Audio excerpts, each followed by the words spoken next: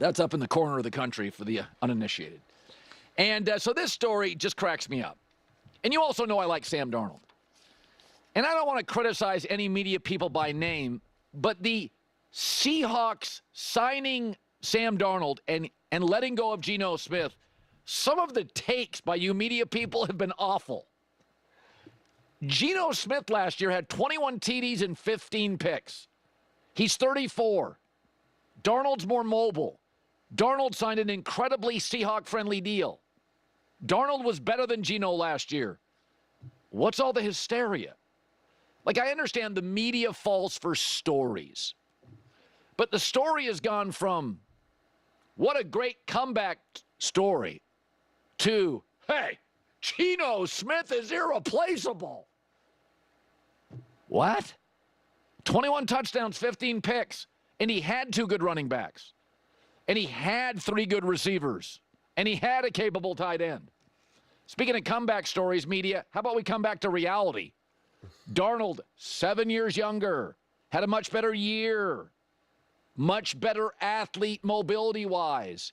And that deal Darnold signed with the Seahawks, Sam gave away money. He knows the value of being in a good situation. Darnold, that's an incredibly Seahawk-friendly deal. It's like the Buccaneers-Baker deal. It's incredibly team-friendly. And in both cases, John Snyder, Seattle, Jason Light in Tampa, you have an elite GMs. This is very much Tampa.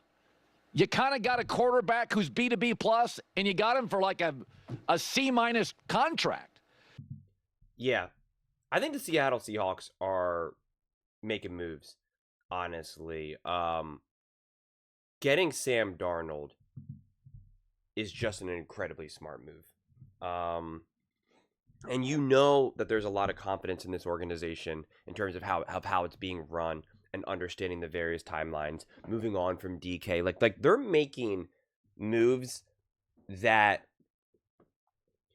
you either have teams that they make these moves because they're so desperate, poorly run, or they know exactly what they're doing. And these are the moves of a team that knows exactly what they're doing. They didn't go out and give the farm to Sam Darnold, right? They didn't go out and back themselves in a corner with DK or back themselves in a corner because they didn't know what else to do, so they have to get rid of DK. Like, they're making smart, conscious, balanced decisions.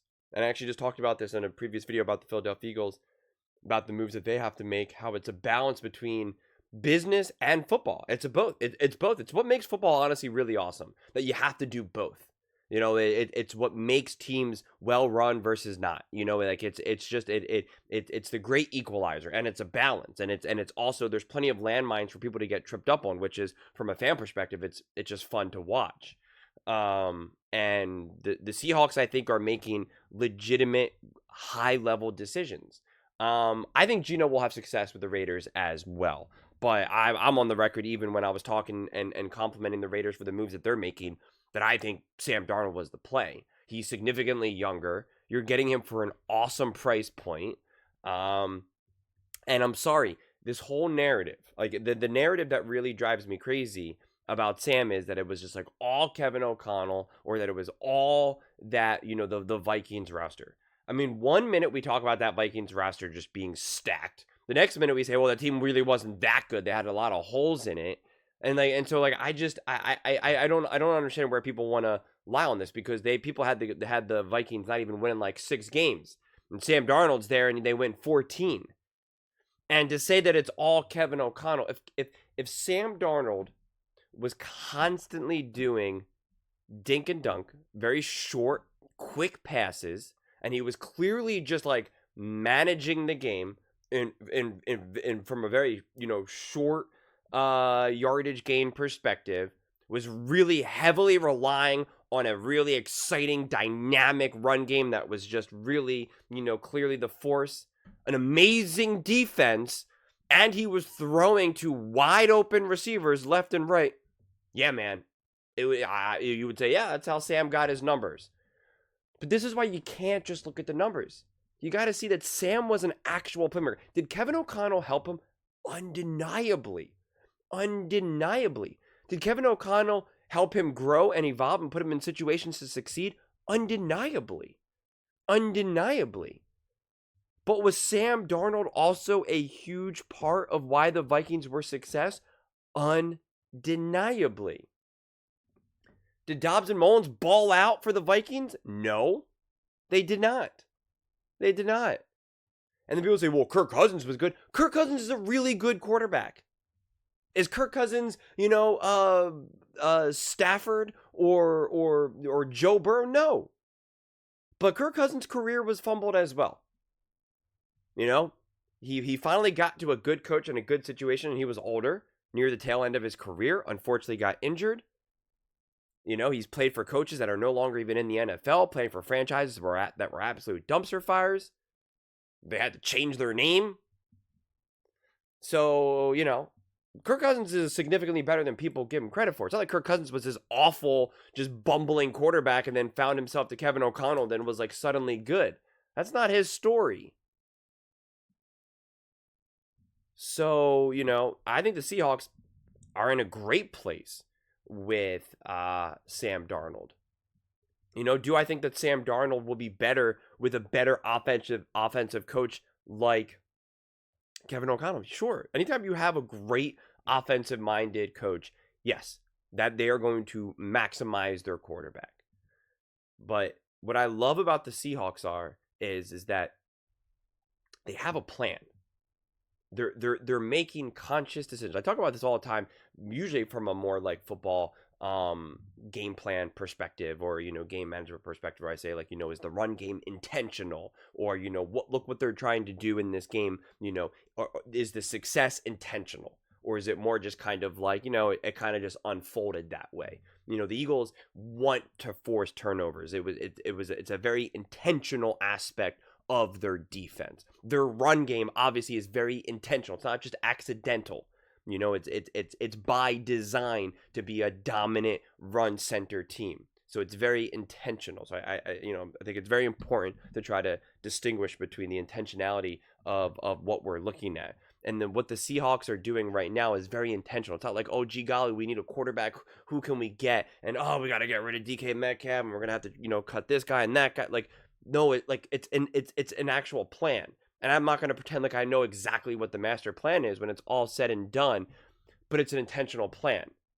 And I'm not going to say the guy's name, but he's pretty famous, like a public thinker. He's a little controversial, so I'm not gonna say his name, but it is something that really lands for me personally, where he kind of talks about where he's like, listen. You might not know exactly what you want in life or what the end goal is, but you got to come up with a plan. Even if it's not a perfect plan, at least it's a plan. And then as you continue, you'll be able to change it and make different decisions. But you have to have at least a plan. Otherwise, you're just aimless. And like, I wish I could find the clip of him saying that, because it was just like such an aha moment, because it was that point in my life where I was like, I don't know what I'm doing and I don't have anything. And I'm like, well, because I don't know what I want to do, how can I come up with a plan? And it was just kind of like, well, you need something. You need something no matter how small. And again, it at least puts you on a path that you can then navigate forward. There's clarity.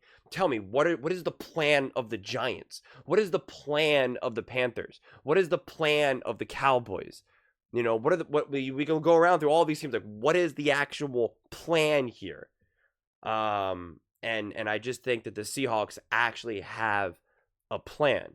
And I think getting a quarterback at the level of Sam Darnold for the price you got him at is a great plan. It's a great jumping off point. And it's really protected in a lot of ways, because you're not overpaying for him. If you overpaid for him, then you're paying too much money for a quarterback that you might not be able to get the maximum out of. And then if things go sour, now you're really backed into a corner. But the reality is that Sam's either going to be, quite successful for you, and now you're also going to be able to have the money to be able to build around him and really legitimately make some moves and win some games. And if not, the amount of time, then he's not going to be good. You're going to be drafting higher. You'll be able to move on from him. And especially if he's not playing, as great as you would want, I'm sure he's not going to be an absolute disaster. But so he'll be like, good enough, so to speak, where you could then even draft a quarterback if you want, have him learn behind Sam, because even though Sam's not going to be maybe potentially this elite all-time great quarterback, still going to be able to learn a tremendous, I mean, the guy has now been to many different teams, many different coaches, has a wealth of knowledge. And at this point, if Sam is actually starting to fail in this, just random example, he's going to be probably be quite willing to be a mentor, so to speak, and you could just learn a ton. So it's just like, no matter actually what happens outside of Sam Darnold just blowing up, it's a victory. It's a win. It's a win. So I just think there's just really no negative whatsoever by this, because it's either way it succeeds in a weird way. Geno Smith, you have the risk. He's older. He gets banged up. You're going to probably pay him more money than you really should. And then you're now also in the situation where maybe you get a good year or two out of him. And then, then what are you doing? What are you doing when he's 36, 37, 38? What are you doing in this situation? Are you going to draft a quarterback? Are you not? Things get kind of wonky pretty quickly. And so, I don't exactly know. So, it is interesting to see people so low on Sam Darnold, all because of those final two games, where the Lions got after him and the Rams got after him.